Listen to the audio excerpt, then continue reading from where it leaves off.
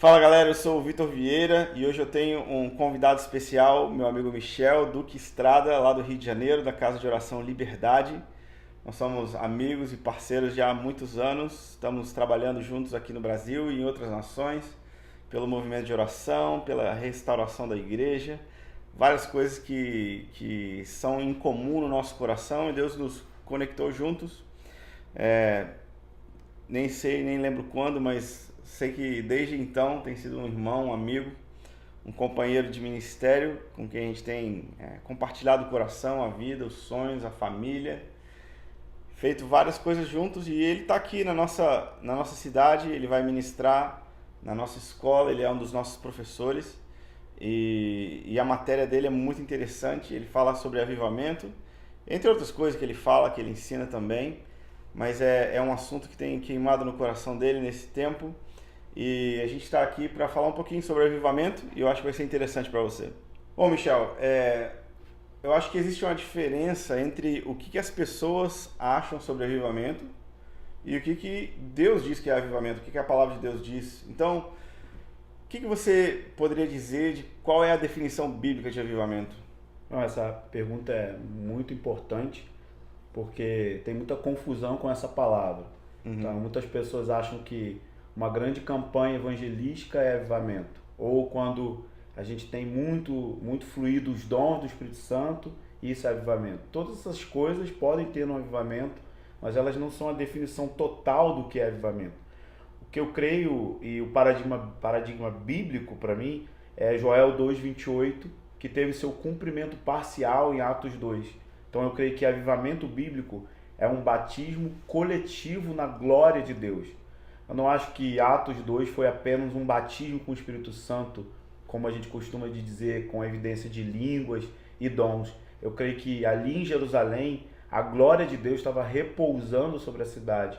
Uma das provas é que a gente vê a sombra do apóstolo curando. Então eu não creio que exista um dom espiritual de sombra curar. Eu creio que o que estava sobre a cidade é como o Mike Bickle gosta de chamar, de uma habitação substancial, não total, mas substancial. A presença de Deus estava pairando sobre aquela cidade, de maneira que a sombra daqueles que estavam envolvidos nesse batismo curava os enfermos. Então é muito maior do que dons, é muito maior do que ter muitas pessoas convertendo, embora essas coisas aconteçam, mas eu creio que a definição mais bíblica para avivamento é um batismo coletivo na glória de Deus. Porque quando a gente fala de avivamento, na verdade é tipo o amor, né? Cada um pensa alguma coisa a respeito do amor. Se eu falo amor, eu acho uma coisa, se você fala amor, você está querendo definir isso de outra forma. E eu acho que avivamento também, as pessoas elas definem de acordo com a expectativa e a experiência delas. Então, se a gente tem assim, uma clareza do que é a definição bíblica do que é avivamento, a gente elimina, né, as expectativas irreais, porque existe muita fantasia, muito romance a respeito do que é avivamento e pouca substância, né? Coisas que podem realmente nos conduzir a um avivamento que possa até ser sustentável, que possa durar algumas décadas e não acabar como geralmente os avivamentos acabam. Com certeza. Eu creio que existem muitas coisas que acontecem no avivamento, mas eu creio que existe uma espécie de espinha dorsal, que todo avivamento histórico, você pode olhar a história, todo ele sempre, esses 4 componentes vão estar juntos. A primeira coisa é arrependimento profundo, profundo. Não apenas mudanças de maus hábitos, mas o arrependimento bíblico, quando você muda a sua maneira de pensar e você passa a pensar de acordo com os valores do reino de Deus, sobre todos os aspectos da sua vida comum. Então sempre você vai ver contrição e arrependimento. Uma coisa muito também comum, intercessão antes e durante. Então oração é o que promove, mas é também o que sustenta. Então oração tanto individual como coletiva. Todo avivamento você vai encontrar isso. Sempre tem um precedente de oração. Sempre tem um grupo de pessoas ou uma ou duas pessoas gerando isso em oração e obviamente quando o avivamento chega isso aumenta e acaba atingindo um número maior de pessoas. Então arrependimento e oração contínua é uma coisa muito presente em avivamentos históricos. Uma outra coisa também, missões, evangelismo, pessoas com fogo e compaixão pelos perdidos. A gente sempre vai encontrar isso nos avivamentos históricos. Não tem uma forçação de barra para compartilhar o amor de Deus. As pessoas são atingidas por esse amor e elas não conseguem conter de forma alguma. E o último que eu sempre vejo é que o avivamento ele produz também transformação social. A economia é afetada, as áreas de influência são afetadas, então a gente sempre vai ver algum nível de transformação social. Então em todo avivamento histórico você vai encontrar isso. Podem ter muitos outros componentes, mas esses 4 estão presentes em todo avivamento histórico, isso é certo de encontrar. Muito, muito interessante você dizer a respeito das coisas que antecedem um avivamento, mas eu vejo poucas pessoas falando a respeito do que acontece no dia depois do avivamento. Porque se o nosso padrão for bíblico e a gente estudar um pouquinho da igreja de Atos, a gente vê que existe oração, existe o derramado do Espírito, existe a manifestação do Espírito naquilo que é o avivamento, mas logo depois Pedro vai preso. Sim. Né? Existe perseguição e tribulação na igreja. Sim. E eu vejo que poucas pessoas estão se preparando para aquilo que o avivamento gera, porque, como você falou da transformação social, com certeza alguém que estava ganhando dinheiro ilegalmente, com a prostituição, com o crime, essa pessoa vai ser afetada. Mas se essa pessoa não é salva, qual vai ser a resposta dela? Então a gente vê na história de Atos pessoas morrendo por causa do avivamento, por causa do resultado do avivamento. Essa é uma coisa interessante, porque hoje em dia fala-se muito sobre avivamento, mas eu acho que pouca gente está preparando os jovens ou a igreja para o dia depois do avivamento. Será que a gente tem consistência para durar uma tribulação? É verdade. Eu creio que existem 2 linhas, né? Tem o triunfalismo, que crê que vai ter um avivamento tão glorioso que a gente nunca vai ter perda, sofrimento ou dor. E existe o fatalismo, que são aquelas pessoas que acreditam que a gente não precisa fazer nada para mudar a sociedade, que a gente tem que ficar do jeito que está, aceitar a violência, aceitar as drogas e pessoas indo para o inferno. Então eu creio que a gente precisa de um equilíbrio. O avivamento ele precisa ter esses 2 componentes. Vai ter muita glória, mas vai ter uma maturidade do pecado também. Então essas coisas vão andar juntos. Então se a luz vai brilhar como nunca brilhou antes, é óbvio que vai incomodar as trevas. E a gente vai ter um contra-ataque. Isso aí é fato. E eu acredito, Vitor, que essa é talvez a parte do avivamento mais ignorada pela igreja. A igreja não se prepara para os tempos que estão, na verdade não vão chegar, já chegaram, eles estão na nossa porta. A questão é que quando a glória de Deus cair sobre as cidades, a gente vai começar a incomodar, a gente vai começar a afetar. Imagina um aluno de uma universidade cheio do Espírito Santo, na sala de aula, simplesmente porque a glória de Deus está sobre ele, e ele entra naquela sala de aula e o professor universitário dele cai endemoniado, ele vai lá, expulsa aquele demônio dentro de uma universidade que a gente sabe hoje em dia é tomado por diversos tipos de ideologia. Isso vai causar barulho e também vai causar perseguição, é fato. A questão é que a gente está com uma ideia de avivamento muito triunfalista, e eu creio que isso é um grande erro teológico e histórico. Na história, todo avivamento teve ataque. Se você olhar Azusa, Gales, todos esses avivamentos teve um contra-ataque das trevas, né? E não tem como a gente pensar em avivamento e não pensar que a gente vai incomodar o lado escuro, o lado negro da força. Vai ser incomodado, com certeza. Legal, cara. Eu queria que você falasse um pouquinho sobre como foi a sua história e como Deus chamou sua atenção para ter o avivamento, o derramar de Deus, expectativa no derramar de Deus. É tão triste quando as pessoas passam assim pela vida sem expectativa do mover de Deus. E eu vejo que Deus ele colocou algo especial no seu coração a respeito de crer que a luz pode brilhar no lugar mais escuro da sua cidade. E você está vivendo para isso. E eu amo isso de todo o coração. Mas como que isso começou? Onde que isso nasceu para você? Bom, eu me converti no final do ano de 97.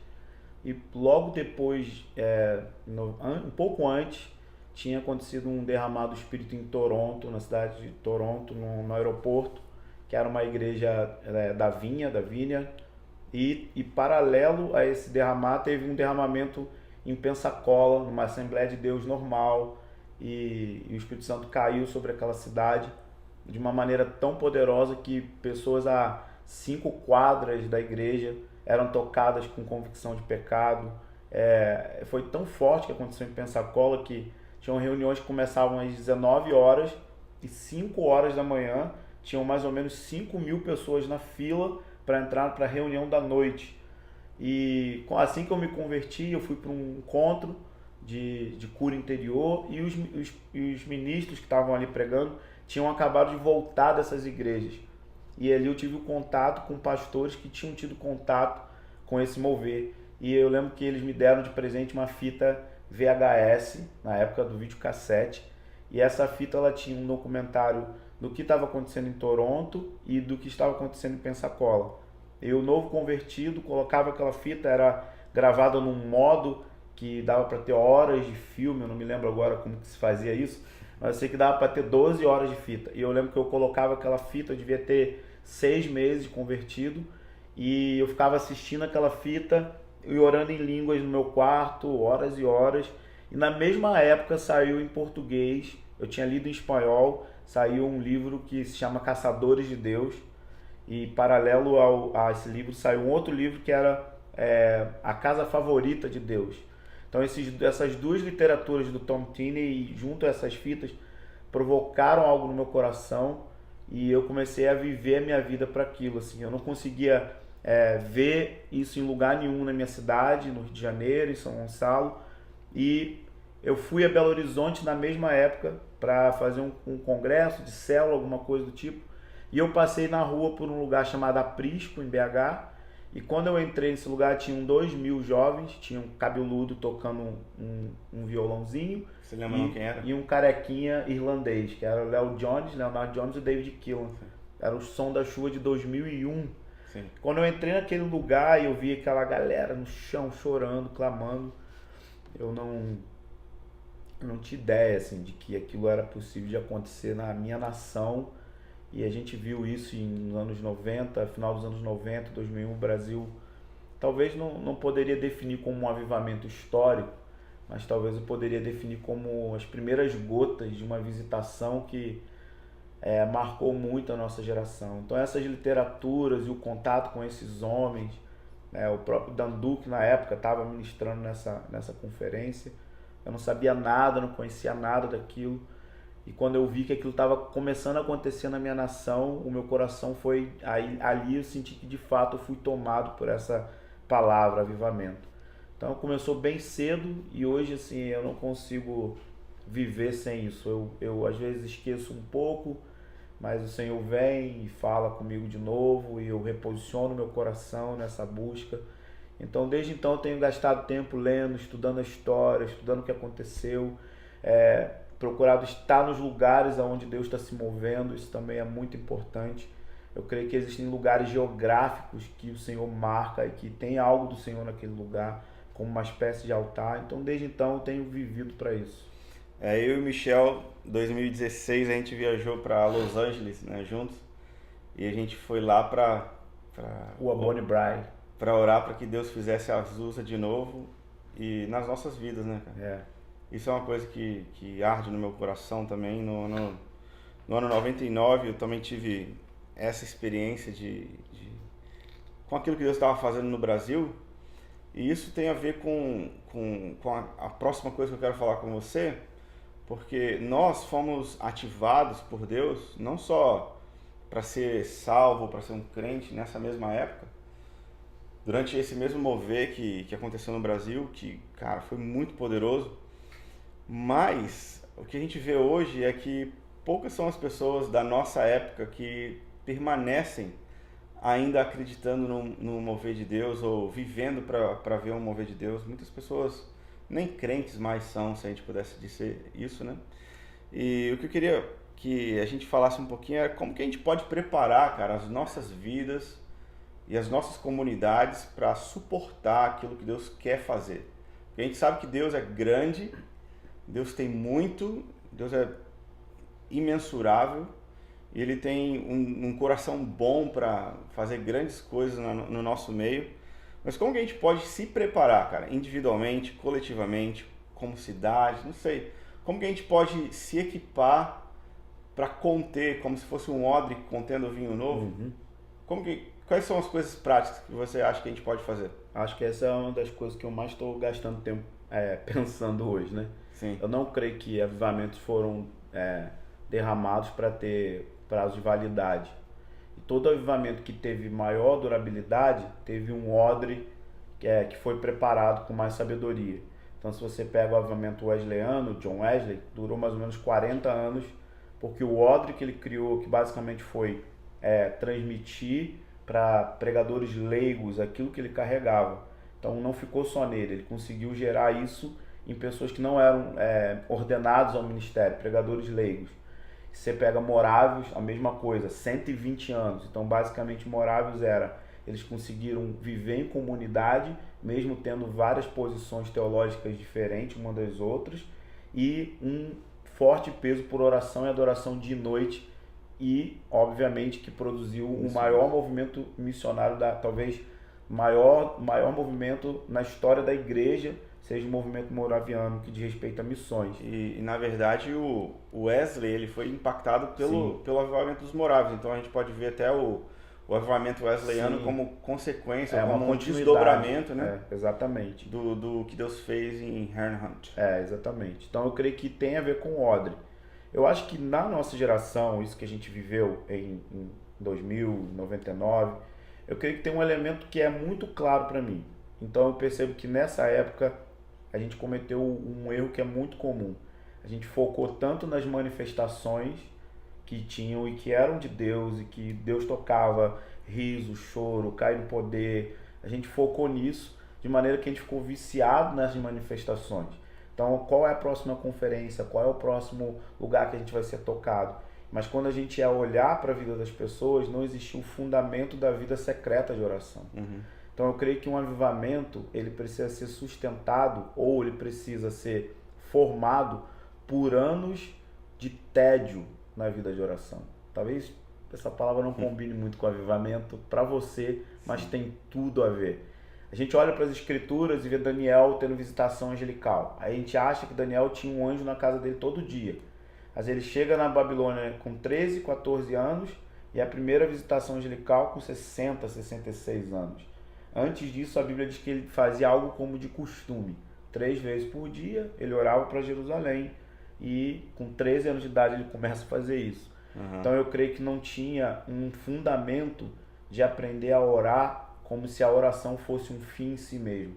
Eu não estou orando para sentir Deus, embora eu quero e desejo sentir Deus, mas isso não pode ser o fator que me motiva a orar. O fator principal é a dignidade dele. Ele é digno de receber minha adoração e meu louvor. E às vezes vão ser anos de tédio, meses de sequidão. Mas a questão não é o que eu sinto, é o que ele sente. O que ele sente quando eu canto, o que ele sente, como ele recebe isso. Eu creio que esse elemento quase que não existiu nessa época. Com certeza eu via gente caindo, chorando, mas não amavam as escrituras de ler a Bíblia. O meu mentor diz sempre isso para mim, ele diz, não precisa ser bom, você precisa fazer. Eu falo, o culto doméstico, ele fala, não precisa ser bom, leia a Bíblia com seus filhos, vai ter resultado no decorrer dos anos. Então eu creio que isso faz com que a gente tenha sustentabilidade na nossa vida. Por quê? O elemento da dignidade de Deus faz com que a gente vá para a sala de oração por 20, 30 anos, mesmo que o avivamento não venha. Então pode ser que eu fique orando 50 anos, e esse avivamento vai vir na vida dos meus filhos e não na minha. Mas eu não vou deixar minha devoção ao Senhor, porque avivamento não é mais importante do que o Senhor. Ele é digno. Avivamento é a consequência dessa vida e não a coisa mais importante. Então eu creio que a gente inverteu um pouco desses valores. Então eu creio que uma coisa que é fundamental, que tem a ver com a preparação desse odre, é a gente descobrir a dignidade de Deus, e que a nossa vida de oração, a nossa vida escondida com Deus é a coisa que vai fazer a gente ficar num lugar firme. Todos os avivamentos que tiveram declínio começaram quando os líderes não tinham mais tempo para o lugar secreto. Eles não liam mais a Bíblia para eles mesmos, eles liam a Bíblia para trabalhar. Tinha que orar tanto pelas pessoas e acabava dormindo na plataforma. 7 cultos por dia. Eles não tinham mais tempo para ouvir a voz de Deus. Então, acho que uma palavra que está sobre a sua vida, sobre amigos do noivo, né? Define muito isso. O que alegrava João era ouvir a voz do noivo. Sim. E não preparar a noiva. Preparar a noiva era a consequência Sim. de ouvir a voz do noivo. Então isso era o que satisfazia ele. Então eu acho que a gente precisa pensar, Deus é um fim em si mesmo. Eu não busco a Deus para. Orar é o fim, sim. Orar é o fim. Encontrar Deus é o máximo da vida. Uhum. E a gente fica viciado nesse negócio de encontrar Ele, encontrar Ele. E nem sempre encontrar Ele é arrepiar. A gente precisa entender isso. Sim, muito bom. Muito bom. Eu espero que a gente possa estar preparado quando Deus fizer de novo. Tem muitas promessas, muitas palavras de que Deus vai mover de novo no Brasil. E isso gera muito temor no meu coração, porque agora é a nossa vez, né? A gente era jovem e não tinha responsabilidades naquela época, pelo menos ministeriais e eclesiásticas. Mas agora está nas nossas mãos. A gente tem responsabilidades, Deus está fazendo coisas através das nossas vidas. Então, meu desejo é que a gente seja encontrado fiel quando o Filho do Homem derramar de novo sobre a terra. Que essa é a expectativa, né, para a grande colheita de almas, uma grande demonstração de sinais e maravilhas antes que ele volte. Amém. Bom, a gente está encerrando a nossa conversa de hoje. Espero que você tenha gostado. Você pode deixar suas perguntas e as suas dúvidas aqui nesse vídeo e outros assuntos também que você gostaria de ouvir. Deus te abençoe e fique ligado no próximo vídeo.